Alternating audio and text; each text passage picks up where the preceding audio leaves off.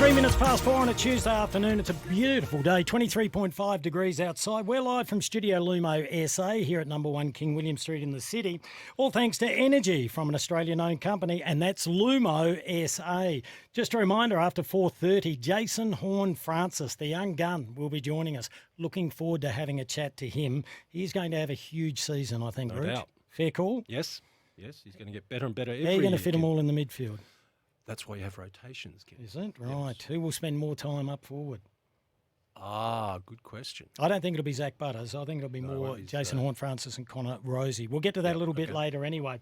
Massive event coming up on April Huge. the 26th to the 28th. It took Australia by storm, took the world by storm, and that was LIV Golf Adelaide at the Grange Golf Club. It's back for the second year in the row, and I'm pleased to say we have their executive tournament director and Adelaide boy, Nick Haslam, with us. Hello, Nick.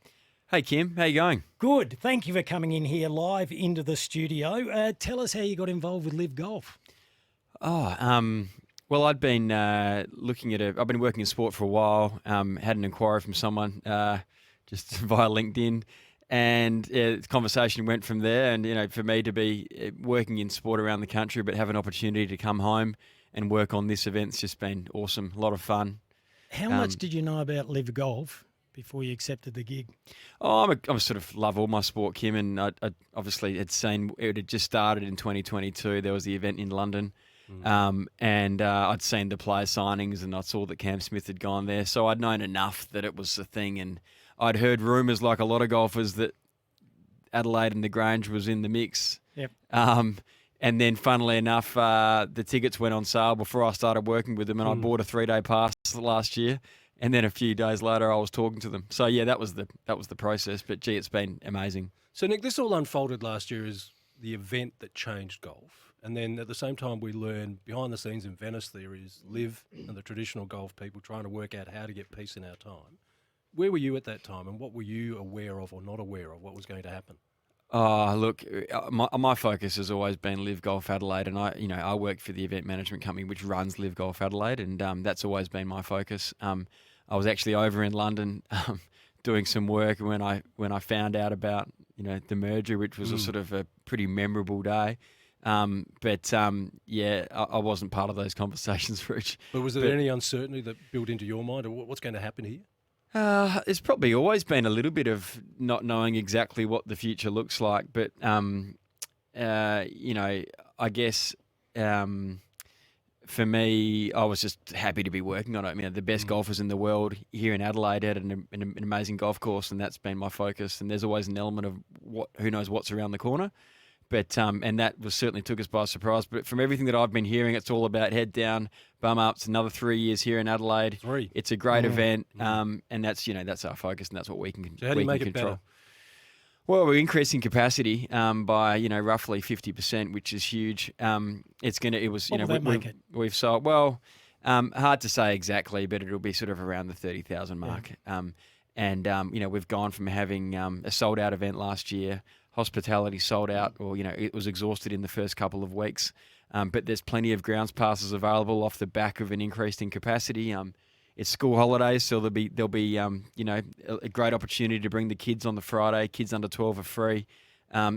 Great day for the golfers purists. There's going to be, as you know, the best 3 players, the captains of each team will be paired up as they go around on the Friday, and then it'll be Championship Sunday with those who are really in the running, who'll be in the final groups that come through. So, look, it's going to be an incredible event. Just seeing how the Super Bowl's got enormous numbers, worldwide television reach. Yep. What does LIV Golf do for Adelaide in that space? Well, 156 countries it gets beamed to around the world, and I don't think there's many events here in Adelaide that have that sort of absolutely not. reach. So it's a great opportunity for the state, and hats off to the Malinowskis government for investing in this. It's been awesome. They've been great to work with. He's kicked a few goals, Pete. He has, yeah. So for the event and for Adelaide, I think it's a great opportunity to put us on the world stage. Talking of the world stage, John Rahm was a big signing for LIV Golf. I mentioned earlier in the show to Rooch, off the top of my head, he got about 200 million or something, but it's a lot more than that, isn't it? I don't know. I wasn't part of that contract discussion, Kim. If you're having a guess. If you do an educated guess and a bit of a Google, it might be a little bit more than that. But look, he's done well. But importantly, he started the season really well. I think he's been a top 3 finish in both Mayakoba in week 1 and then Vegas week 2. Yeah. His team won the first event in Mexico and they're there or thereabouts. I think they're in the overall conversation at the moment. So, to get the reigning US Masters champion to be coming to Adelaide in late April, he could be off the back of another Masters win again. It is awesome. And the signing, Rooch, I believe, could be 400 or 500 million. So it's not a bad gig if you can get it. No. Hey, Rooch asked, how do you make it better? One of the best things was all the entertainment that happens out there. Just take us through, for people that haven't gone and are contemplating going, what can they expect?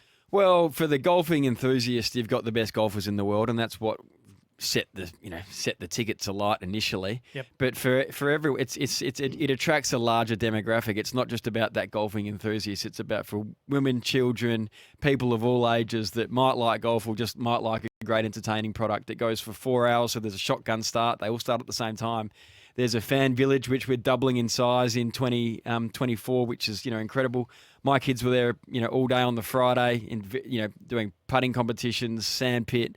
There's so much to like about it. And then, of course, after the event each day, there's a concert. So Fisher was there on Friday night last year. He's back as the headline out this year. Yeah. Yep, on Saturday night. There'll be a couple of international acts still to be announced for the Friday and the Sunday for this year's event. So, you can be a golf enthusiast or a sport lover or just love entertainment, and there'll be something in it for you. It'd be like a rave party for you, Rooch. That's right. Rooch will fit in beautifully. The image I cannot get out of my mind from last year's event, and around the world, of course, was that shower of plastic cups. Oh, yeah. And the shower of just drinks going everywhere. What sort of reaction did that get? Because that is contrary to everything we know of golf. Yeah. So what sort of reaction did that get around the world for you? Well, it got a lot of hits online and views. Unfortunately, I was in the tournament office at the time looking at next year's budget, which was pretty sad. But look, it had a huge reaction. It was the highlight of LIV Golf of arguably of 2023. Put the event on the map. We can't plan a hole in one. Unfortunately, we'd like to have another one set up for this year, but it could happen. And it just showed that it was more than a golf event. I guess it was something where people go to genuinely have a good time, and they had a good time. In what is a safe environment. We've got to be careful that we don't make it too much of a party, because you can see elements where it could go too far. But we've got a really professional security team, and we want to be making sure people are having a good time. I tell you, when they've had a few bevies, that makes it difficult. Explain the watering hole. Well, the watering hole is sort of the feature hole of the course. It's a par 3. It's the 12th hole. We have LED ribbon screen going around the tee. We have, I think it's 4,500 people we'll have around that hole this year, which is, incredible. It's a great atmosphere. There's a DJ, going gangbusters the whole time. While the players are playing the shots. You've got an MC. And look, we'd encourage you guys to come along. But SEN will be broadcasting this year, which is really exciting. I think, you were there for the hole-in-one last year. You've got some footage, some vision of that. That'd be awesome. But it's an ongoing party, and it's a great vibe, and it's a celebration of South Australian produce, because the SATC are a big supporter of that hole in particular. So it's something we can all be proud of. It's going to be absolutely huge. We cannot wait. It's on from the 26th of April to the 28th at the Grange Golf Club. Just explain, Nick, how people can get tickets and the type of tickets that they can get, and what do they cost? Sure. Just simply go to livegolf.com, Kim, and it'll take you to the link to the Adelaide page, or Google LIV Golf Tickets Adelaide. Get in early? Yeah, well, you can get in early. Hospitality is exhausted for the time being. But we've still got plenty of grounds tickets. As I said, capacity is increasing significantly. So we've actually sold more tickets this time last year. In fact, we sold more tickets in the first 48 hours for this year's event than we sold of all of the event last year. But as a result of the work we're doing with our infrastructure partners, we've increased capacity by roughly 50%.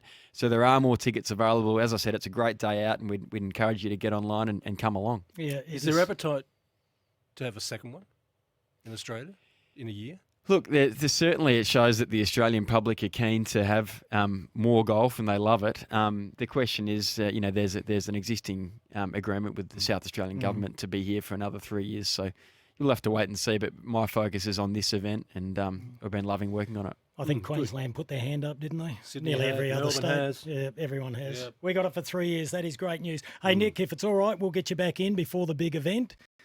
We look forward to talking about it. Congratulations. All the best in the preparation and the lead up. And that website that people can get on? livegolf.com. Love it. There we go. Nick Haslam, Executive Tournament Director of LIV Golf Adelaide. That is going to be absolutely massive.